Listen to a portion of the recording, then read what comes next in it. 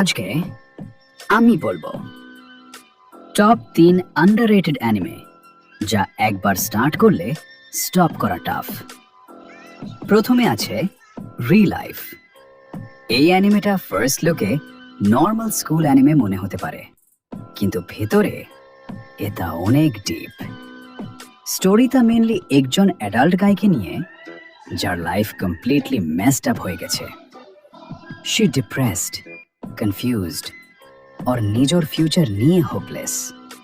কিন্তু একদিন সে একটা স্ট্রেঞ্জ এক্সপেরিমেন্ট ওর চান্স পেয়ে, যেখানে তোকে আবার হাই স্কুল লাইফে ফিয়ার যেতে হয়।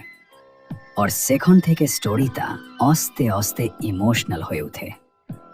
এই অ্যানিমেটা শুধু রোম্যান্স না, এটা ফ্রেন্ডশিপ, রিগ্রেট আর সেকেন্ড চান্স নিয়ে।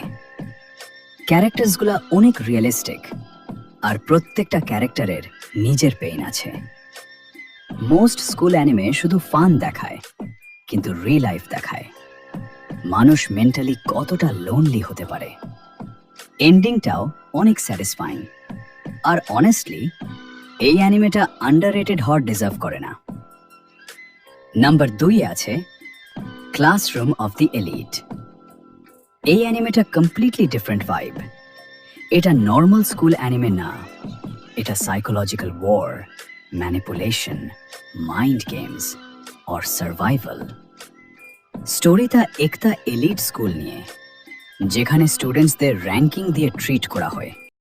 আর এখানে পাওয়ার মানে শুধু স্ট্রেংথ না, পাওয়ার মানে ইন্টেলিজেন্স।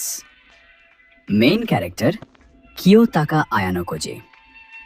অ্যানিমে হিস্ট্রি ওর মোস্ট কোল্ড মেইন ক্যারেক্টার্সদের একজন।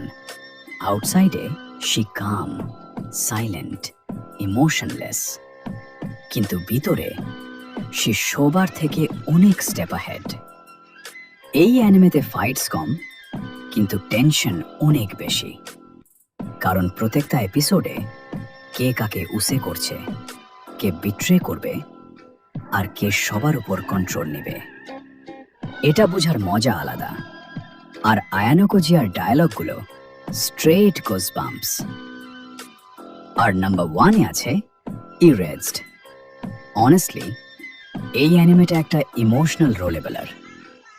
স্টোরিটা একজন গাইকে নিয়ে, যার একটা স্ট্রেঞ্জ এবিলিটি আছে, মেজর ডেঞ্জার হওয়ার এজ। সে পাস্টে ফিয়ার যেতে পারে, কিন্তু একদিন একটা শকিং ইনসিডেন্টের পর সে পুরা চাইল্ডহুডে ফায়ার যায়। আর সেখান থেকে স্টোরিটা মিস্ট্রি, ইমোশন আর সাসপেন্স দিয়ে নেক্সট লেভেল হয়ে যায়। এই অ্যানিমেরও বিগেস্ট স্ট্রেংথ হলো ইটস অ্যাটমসফিয়ার। প্রত্যেকটা সিনে একটা আনকমফোর্টেবল টেনশন থাকে, আর সাথে ইমোশনাল মোমেন্টসগুলা অ্যাকচুয়ালি হিট করে। এই অ্যানিমে শুধু মিস্ট্রি না, এটা লোনলিনেস, চাইল্ডহুড ট্রমা और प्रोटेक्टिंग पीपल নিয়ে। ওপেনিং সংটাও লেজেন্ডারি, আর এন্ডিং পর্যন্ত এটা তোমাকে মেন্টালি হুকড রাখবে। মেইন স্ট্রিম অ্যানিমে সবসময় বেস্ট হয় না। কখনো কখনো আন্ডাররেটেড অ্যানিমেগুলা সবচেয়ে ডিপ স্টোরিজ দেয়। সো যদি অ্যাকশন ওর ব্যারে কিছু ইমোশনাল, সাইকোলজিক্যাল और মিনিংফুল অ্যানিমে দেখতে চাও, দেন এই 3টা ডেফিনেটলি ট্রাই করতে পারো। তোমরা এর মধ্যে কোন কোন অ্যানিমে দেখছো তা কমেন্ট করো, বলো। ওকে, বাই।